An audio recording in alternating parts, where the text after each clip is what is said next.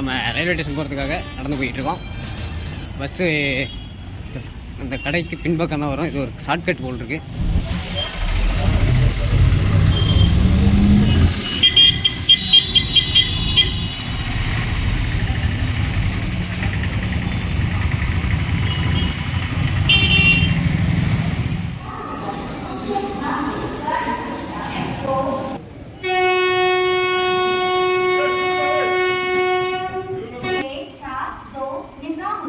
Kanyakumari तिरुपुरल superfast express मार्ग से चलकर नागरकोइल प्लेटफॉर्म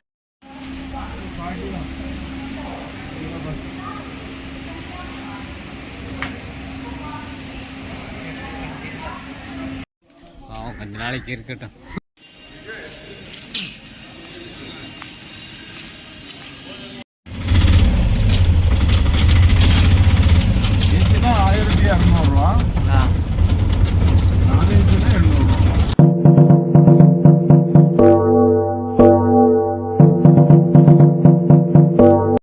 இது போட்டுக்கு நம்பர் இருக்குது தெரியுது. Indian TN 14 MO 24 41. அது ஒரு ரெஜிஸ்ட்ரேஷன் நம்பர் இருக்குது.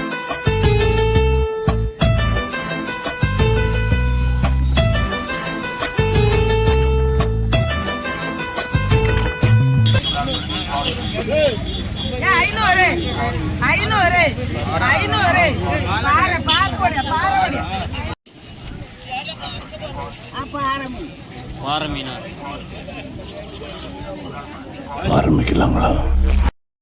ஹாய் ஹலோ வணக்கம், welcome back to favourite Tamizha. Hello FTF எல்லாரும் எப்படி இருக்கீங்க? நல்லா இருப்பீங்க நம்புகிறேன். நம்ம வந்து காந்திமதி அம்மன் நெல்லையப்பர் கோயில் சாமி தரிசனத்தெல்லாம் முடிச்சுட்டு இப்போ நேராக வந்து பார்த்திங்கன்னா திருநெல்வேலி ஜங்ஷனுக்கு தான் போய்கிட்டு இருக்கோம். அது போகிறதுக்காக நம்ம வந்து போத்தீஸ் அந்த கடைக்கு பின்பக்கம் தான் வரும். இது ஒரு ஷார்ட்கட் போல் இருக்குது. இதில் வர்றோம். இதில் வந்து கீழே வந்து ஃபுல்லாக கார் பார்க்கிங், பைக் பார்க்கிங். சரி, அப்படியே நேராக போனோம்னா பஸ் வரும்னு சொன்னாங்க. சரி, அங்கே ஏறி அப்படியே ரயில்வே ஸ்டேஷன் போயிட்டு கண்டினியூ பண்ணுறேன். இப்போ நம்ம அந்த பஸ் ஸ்டாப் வந்துட்டோங்க. இந்த பஸ் ஸ்டாப்லேருந்து நம்ம ஜங்ஷனுக்கு வந்து பஸ் வரும். ஸோ அந்த பஸ் ஏறி நம்ம அப்படியே போகலாம். பஸ்ஸு கிடச்சிருச்சுங்க, பஸ் ஏறியாச்சு. பஸ் வந்து பார்த்திங்கன்னா ஒரு கிட்டத்தட்ட ஒரு அரை மணி நேரம் ட்ராவல் பண்ணுற மாதிரி இருக்கும்னு நினைக்கிறேன். அரை மணி நேரத்துக்குள்ள தான், ஏன்னா டிராஃபிக் அப்படிங்கிறனால அந்த நைட் டைம் அப்படிங்கிறனால கொஞ்சம் பீக் ஹவர்ஸு. ஸோ அதனால் வந்து கொஞ்சம் லேட்டாக தான் போகும். நமக்கு இங்கேருந்து நம்ம ஜங்ஷன் போகிறதுக்கு 7 ரூபா பெர் ஹெட்டு டிக்கெட் சார்ஜ் பண்ணுறாங்க. டிக்கெட்லாம் எடுத்துகிட்டு அப்படியே கிளம்பி போவோம். இப்போ நேராக வந்து பார்த்திங்கன்னா ஜங்ஷன் போகிறோம். ஜங்ஷன் போயிட்டு அங்கேருந்து எங்கே போகிறோம் அப்படிங்கிறது நீங்கள் தமிழ் பார்த்து தெரிஞ்சிருப்பீங்க. எஸ், கன்னியாகுமரி போக போகிறோம். கன்னியாகுமரியா அப்படின்னு சொல்லி ஆச்சரியப்படாதீங்க. எஸ், நம்ம வந்து பார்த்திங்கன்னா பிளான்லேயே கிடையாது. ஸோ அன்பிளானட் தான் அது. நம்ம வந்து பார்த்திங்கன்னா திருநெல்வேலி வரைக்கும் வர்றதாக தான் பிளானில் வந்தோம். ஸோ வந்ததுக்கப்புறம் பார்த்திங்கன்னா கொஞ்சம் டைம் இருக்குல்ல, சரி இங்கேயே இருக்கிறதுக்கு நமக்கு போய் சன்ரைஸ் பார்க்கலாம் அப்படிங்கிற ஒரு பிளானில் போய்கிட்டு இருக்கோம். 1 hour later. திருநெல்வேலியில் இருக்கக்கூடிய பஸ் ஸ்டாண்டுக்கு வந்து இறங்கிட்டோங்க. ஸோ இங்கேருந்து நேராக ஆப்போசிட்டில் இருக்கிறதா பாருங்கள், அதான் பஸ் ஸ்டாண்ட்லேருந்து நேராக ஆப்போசிட்டில் இருக்கிறதா ஜங்ஷன். இந்த ரெட்டு க்ரீனில் இருக்குது பார்த்திங்களா, அதான் ஜங்ஷனு. ஸோ அங்கே தான் போகணும். நம்ம அப்படியே நடந்து போகலாம். பக்கம் தான் பஸ் ஸ்டாண்டுக்கும் ஜங்ஷனுக்கும். ஸோ நாங்கள் அப்படியே வந்து பார்த்திங்கன்னா வெளியவே நல்லா சாப்பிட்டாச்சு, டிஃபன்லாம் முடிச்சாச்சு. ஸோ கொஞ்சம் காஸ்ட்லியாக இருக்குது. ஸோ பார்த்துக்குங்க. சாப்பிட்டு முடிச்சுட்டு வந்து பார்த்திங்கன்னா ஜங்ஷனில் மொபைல்லாம் சார்ஜ் போட்டுக்கலாம் அப்படின்னு சொல்லி மொபைல் சார்ஜ் போட்டுக்கிட்டு இருக்கோம். ஸோ நமக்கு வந்து ட்ரெயின் வந்து இன்னும் வரதுக்கு லேட் ஆகும். ஸோ அதனால் ரெஸ்ட்டாக பண்ணிட்டோம். ரொம்ப நேரமாக சார்ஜ் போட்டு அப்படியே அங்கே உள்ளே வெயிட் பண்ணிட்டாங்க. இப்போ நம்ம போய் நம்ம ட்ரெயின் வரதுக்கு இன்னும் டைம் இருக்குது. ஸோ ரொம்ப நேரம் உட்காந்துருக்கோமா, போர் அடிக்குது. அதனால் சார்ஜ் எல்லாம் கழட்டிட்டு அப்படியே நம்ம நடந்து வாக்கிங் போகலாம் அப்படின்னு சொல்லி உள்ளே வந்தாச்சுங்க. இப்போ பிளாட்ஃபார்மில் மேலே வந்து பார்த்திங்கன்னா இப்போ நமக்கு வந்து ஃபஸ்ட்டு பிளாட்ஃபார்மில் தான் ட்ரெயின் வரப்போகுது. 3ஆம் பிளாட்ஃபார்ம் வரைக்கும் அங்கிட்டு போய் பார்த்து வரலாம் அப்படிங்கிறதுக்காக மேலே நடந்து போயிட்டுருக்கோம். உட்காந்துருக்கிறதுனால ஒரு பிரச்சனை இல்லைங்க. பிளாட்ஃபார்மில் சும்மா உட்காந்துருந்தோம்னா கொசு நம்மளை தூக்கிட்டு போயிடும் போல் இருக்குது. அந்தளவுக்கு கொசு இருக்குது, பயங்கரமான கொசு. ஸோ அதனால் அப்படியே வாக்கிங்கில் இருக்குங்க. நம்ம போகக்கூடிய ட்ரெயின் வந்து வர்றதுக்கு ரொம்ப நேரம் ஆகும் போல் இருக்குது. ஸோ நமக்கு வந்து பார்த்திங்கன்னா ஒரு 3:15 மேலே தான் வருங்கிற மாதிரி சொல்லியிருக்காங்க. Madurai to Punalur express. So இந்த ட்ரெயின் வந்து பார்த்திங்கன்னா இது வந்ததுக்கப்புறம் தான் அது வரும். ஸோ இப்போ இங்கேருந்து கிளம்பி போயிட்டுருக்கு.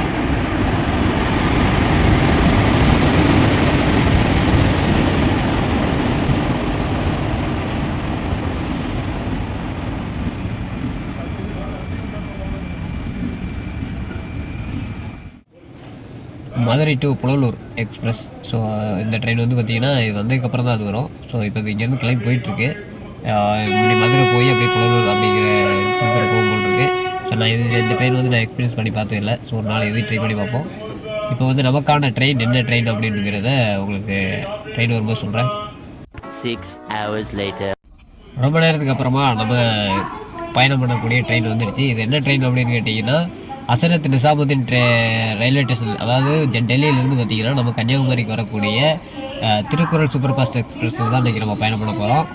திருக்குறள் சூப்பர் ஃபாஸ்ட் எக்ஸ்பிரஸ் मार्ग से चलकर नागरकोइल प्लेटफॉर्म नंबर 1 पर थोड़ी देर में आएगी. Train number 1, 2, 3, 4 Kanyakumari Thirukkural super fast express via Nagercoil will arrive shortly on platform number 1. 511 நம்ம இங்கே திருநெல்வேலியில் எடுத்தாங்கன்னா நாகர்கோவில், அடுத்து கன்னியாகுமரி. ஸோ 2 ஸ்டாப் தான் இருக்குது. ட்ரெயின் என்ன கண்டிஷனில் வருதுன்னு தெரியல. கிட்டத்தட்ட 2500 கிலோமீட்டருக்கு மேலே வந்து பார்த்திங்கன்னா பயணம் பண்ணி வரக்கூடிய இந்த ட்ரெயின். ஸோ நமக்கு இந்த ட்ரெயினோட எக்ஸ்பீரியன்ஸ் வந்து இதான் ஃபஸ்ட் டைமு. ஸோ அது எப்படி இருக்குது அப்படிங்கிறது பார்க்கலாம். அன்ரிசர்வில் தான் நம்ம போக போகிறோம். அந்த எக்ஸ்பீரியன்ஸ்லாம் எப்படி இருக்குது அப்படிங்கிறத உங்களுக்கு நான் போக சொல்கிறேன். சரி, ட்ரெயின் ஏறிட்டு உங்களுக்கு கண்டினியூ பண்ணுறேன். அன்ரிசர்வ் கோச்சில் தான் போகிறோம். திருக்குறள் எக்ஸ்பிரஸில் எக்ஸ்பீரியன்ஸ் எப்படி இருக்குது அப்படிங்கிறத பார்ப்போம். பார்த்திங்கன்னா உள்ளே வந்து பார்த்திங்கன்னா ரொம்பவே எம்டியாக தான் இருக்குது. பட் ஆனால் ரொம்ப 2000 கிலோமீட்டர் ஓடி வந்ததுனால டீட்டெயிலாக எதிர்பார்க்க முடியாது. ஜன்னலில் கை வைக்க பதட்டமாக இருக்குது. எல்லாம் நார்த்துலேருந்து வந்திருக்காங்க நிறைய பேர். ஸோ அவங்க எப்படி யூஸ் பண்ணியிருப்பாங்கன்னு உங்களுக்கு சொல்லி தெரியணும் இல்லை, அந்தளவுக்கு இருக்கும். திருநெல்வேலி ஜங்ஷனுக்கு வந்து 5 நிமிஷத்தில் வந்து பார்த்திங்கன்னா ட்ரெயின் டிபார்ட்ஸ் ஆயிரும். ஸோ இங்கேருந்து வந்து பார்த்திங்கன்னா நாகர்கோவில், அடுத்து தான் வந்து பார்த்திங்கன்னா கன்னியாகுமரி. ஸோ 2 ஸ்டாப் தான். அடுத்ததாக கன்னியாகுமரி போய் எத்தனை மணிக்கு போய் விட்றாங்க அப்படிங்கிறதெல்லாம் உங்களுக்கு போக சொல்கிறேன். அடுத்து நம்ம சேனலுக்கு ஃபஸ்ட் டைம் வந்தீங்கன்னா மறக்காம சப்ஸ்கிரைப் பண்ணிக்கோங்க, கூட இருக்க பெல் பட்டனை கிளிக் பண்ணிக்கோங்க. அப்போ தான் நம்ம போடுற அடுத்த வீடியோ உங்களுக்கு கண்டிப்பாக நோட்டிஃபிகேஷன் வரும். 1 hour later. வெற்றிகரமாக கன்னியாகுமரி வந்து இறங்கிட்டேங்க. அதாவது திருக்குறள் எக்ஸ்பிரஸ் டெல்லியிலேருந்து வரக்கூடிய அந்த எக்ஸ்பிரஸ் வந்து பார்த்திங்கன்னா வேறு லெவல் எக்ஸ்பீரியன்ஸ்னு பார்த்தீங்கன்னா ஃபஸ்ட் எக்ஸ்பீரியன்ஸுங்க. எனக்கு இந்த 2 ஸ்டாப் தான் நான் இதை யூஸ் பண்ணியிருக்கேன். இது வரைக்கும் நான் இந்த ட்ரெயினில் நான் ஏறினதும் கிடையாது. இதுதான் ஃபஸ்ட் டைமு.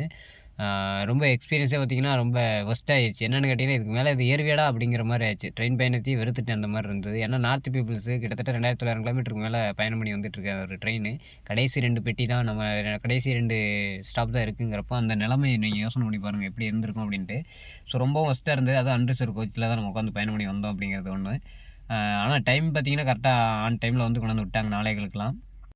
நாளைகளுக்கெல்லாம் வந்து ஜங்ஷன் விட்டாங்க. இப்போ ஜங்ஷன் வந்து வெளியே போயிட்டு அப்படி நம்ம கடற்கரைக்கு போயிடலாம்.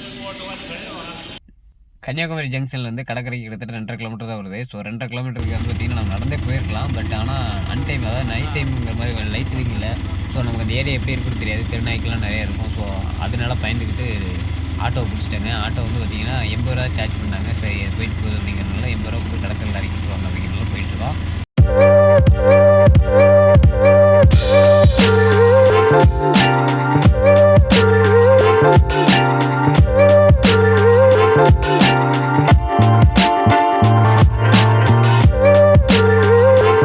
கடற்கரைக்கு போகக்கூடிய என்ட்ரன்ஸ்லேயே வந்து பார்த்தீங்கன்னா நம்ம ஆட்டோக்காரர் கொண்டு வந்து விட்டு போயிட்டாரு. இங்கேருந்து பார்த்தீங்கன்னா ஒரு 3/4 கிலோமீட்டர் இருக்கும். நம்ம நடந்து போனால் தான் சன்ரைஸ் வியூ பாயிண்ட் வந்து நம்ம பார்க்க முடியும். ஸோ அதனால் வந்து பார்த்தீங்கன்னா அப்படியே நடந்து போயிட்டு இருக்கோம். எம்டியாக தான் இருக்குங்க. காலையில் நேரத்தில் ஆளுகள் நடமாட்டமே இல்லை. ரொம்ப இப்போ எல்லாம் நார்மலாக இருக்கக்கூடிய ஏரியா மாதிரியே தான் அந்த ஏரியாவும் இருக்குது. ஸோ கன்னியாகுமரி இப்போ வந்து பார்த்திங்கன்னா ஒரு 4:50 ஆகுது. ஸோ இங்கே வந்து பார்த்திங்கன்னா இங்கேருந்து நேராக நம்ம கரெக்டாக அந்த வியூ பாயிண்ட்டுக்கு போயிட்டு அங்கே வந்து கொஞ்சம் நேரம் வெயிட் பண்ணோம் அப்படின்னா சன்ரைஸ் வந்துடும். அது சன்ரைஸும் பார்த்துட்டு அப்புறம் நம்ம ரூம் புக் பண்ணிக்கலாம். ஏன்னா நம்ம ரொம்ப டயர்டாக இருக்குது. ஸோ அதனால் வந்து ரூம் புக் பண்ணிக்கலாங்கிற ஐடியாவில் நம்ம போயிட்டு இருக்கோம். சரி, இப்போதைக்கு நம்ம போய் சன்ரைஸ்லாம் பார்த்துட்டு வந்துடலாம் அப்படிங்கிறதுக்காக காரணம் மூக்கடத்திக்கிச்சு எப்படியோ. அதாவது பார்த்திங்கன்னா கிளைமேட் சேஞ்ச் ஆகிருக்குல்ல, அதனால் வந்து பார்த்திங்கன்னா ரொம்ப இதாக இருக்குது. எல்லா கடைகளுமே எம்டியாக தான் இருக்குது. எம்டியானாக்கா கடையெல்லாம் அடைச்சிருக்கு, க்ளோசிங்கில் தான் இருக்குது. இந்த டைமில் எதுவும் ஓப்பன் பண்ணல.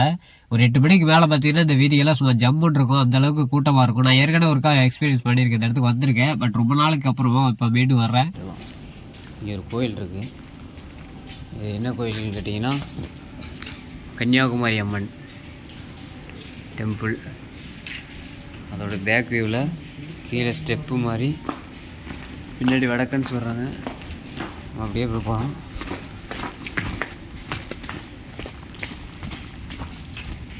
சரியான ஒரு கோயில். அப்படியே பீச்செல்லாம் பார்த்துட்டு வந்துட்டு நல்லா போகலாம். இதுதான் படகுத்துறைங்க. இங்கே இருந்தால் நமக்கு போட் வந்து காலையில் வந்து நம்ம அந்த விவேகானந்தருக்கு ராக்குக்கு அண்ட் கிளாஸ் பிரிட்ஜுக்கெலாம் போகக்கூடிய அந்த ஃபெரின்னு சொல்லுவாங்கள்ல, அந்த போட்டுக்கு வந்து பிடிக்கிறது, போட்டு வர்றதுக்கு அதுக்கு போகிறதுக்கான என்ட்ரன்ஸ் இதுதான். இதில் வந்து பார்த்திங்கன்னா ஒரு ஆளுக்கு 100 ரூபா சார்ஜ் பண்ணுறாங்க. ஸோ இங்கேருந்து அப்படியே நம்ம போட் எடுத்துக்கிட்டு இங்கேருந்து நம்ம போட் டிக்கெட் கொடுத்துருவாங்க. அங்கே கீழே போய் கடற்கரையில் அங்கே போட் ஏறி நம்ம அப்படியே விவேகானந்தர் ராக்குக்கு போகலாம். ஸோ அங்கேருந்து வந்து ரிட்டன் அங்கே தான் விடுவாங்க. காலையிலேயே வேறு லெவலான ஒரு சர்ச்சு வந்து பாருங்கள், கடற்கரை ஒட்டி இருக்கக்கூடிய ஒரு சர்ச்சு. ஸோ பார்க்க சும்மா அருமையாக இருந்தது. ஸோ அதை உங்களுக்கு காட்டலாம் அப்படின்னு சொல்லி பார்த்தா காலையில் நேரம் அப்படிங்கிறனால உங்களுக்கு கூட்டமும் இல்லை, எந்த இதுவும் இல்லை, நல்லா இருந்ததுங்க. பக்கத்துலேயே பார்த்தீங்கன்னா கடற்கரையிலேருந்து ஒரு 10-20 மீட்டருக்குள்ளே தான் இருக்கும்னு நினைக்கிறேன். நல்லா இருக்கலாம்.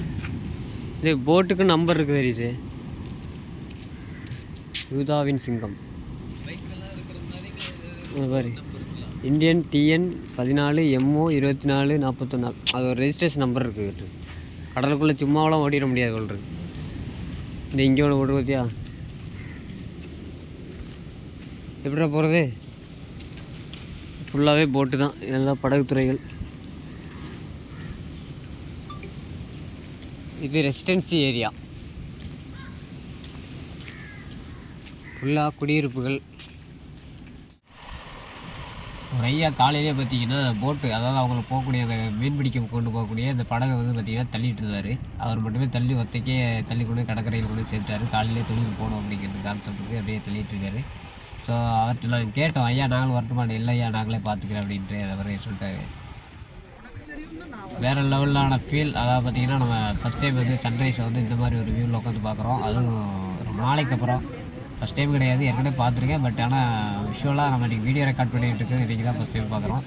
வேறு லெவலில் இருக்குது. ஆனால் ஏற்கனவே வந்து பார்த்திங்கன்னா அந்த சன்ரைஸ் வந்து மேலே வந்ததுக்கப்புறம், மேகம் மூண்டதுக்கப்புறம் தான் நமக்கு தெரிஞ்சு இன்றைக்கி அப்படி ஆயிரவாங்கிறது வந்து பதட்டத்தில் உட்காந்துருக்கு.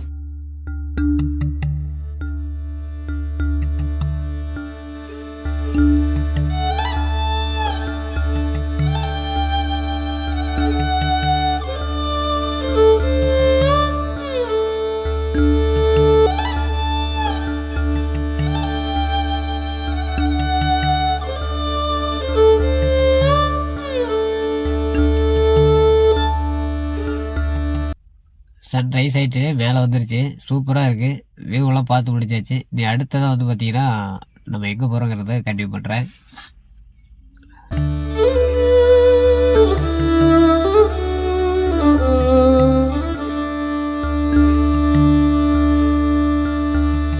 வேறு லெவலில் இருக்குது. காலை நேரத்தில் இந்த மாதிரி ஒரு ஃபீல். அதான் சுற்றி தண்ணி சென்டரில் மட்டும் கல்லுகளை போட்டு ரோடு மாதிரி போட்டிருந்தாங்க. ஸோ அந்த இடத்துல வந்து வியூ பாயிண்டில் வியூ பார்க்குறதுக்கு, அதாவது அந்த சன்ரைஸை பார்க்குறதுக்கு வேறு லெவலில் இருக்கார் நம்ம திருவள்ளுவர் ஐயன், வள்ளுவ பெரும்பாட்டன். அவரை வந்து பார்க்குறதுக்கு வந்திருக்கோம். ஸோ அதுக்கும் பார்த்திங்கன்னா விவேகானந்தர் ராக்குக்கும் வந்து இடையில வந்து கிளாஸ் பிரிட்ஜ் போட்டுருக்காங்க. அது நைட் டைமில் லைட்டிங் நல்லா இருந்தது. ஆனால் கேமராவில் எடுக்கும்போது அது வேறு மாதிரி, அது நல்லா தெரில, அது ஒரு மாதிரி மங்கின மாதிரி இருந்துச்சு. ஸோ அதனால் வந்து அதை நான் கேப்சர் பண்ணல. பட் ஆனால் நைட் வியூ வந்து சூப்பராக இருந்துச்சு, கலர்ஃபுல்லாக இருந்தது லைட்டிங்லாம் போட்டு.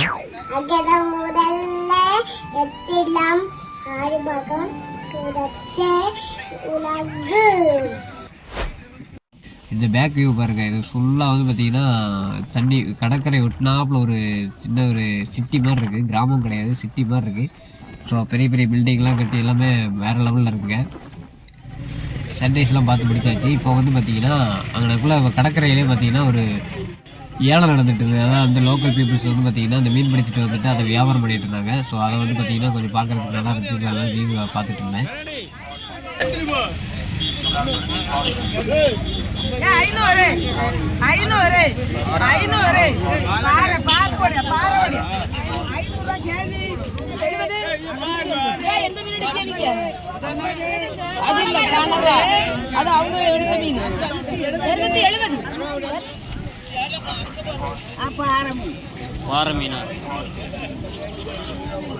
Few moments later.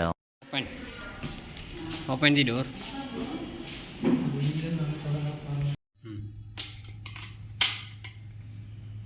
Okay. Home tour. Master, next. Rust! ஒரு ஃபேன், ஒரு லைட், ஒரு டிவி, ஒரு சேர், ஒரு டேபிள், ஒரு பெட்டு. ஜவனப்படுத்தி இன்றைக்கி ஃபுல்லாக ரெஸ்ட்டை போட்டு அடுத்த நாளைக்கு எங்கே போகிறோம் அப்படிங்கிறதெல்லாம் அடுத்த வீடியோவில் சந்திக்கலாம். அது வரைக்கும் உங்களிடம் விடைபெறுகிறேன். தேங்க்ஸ் ஃபார் வாட்சிங். பாய்.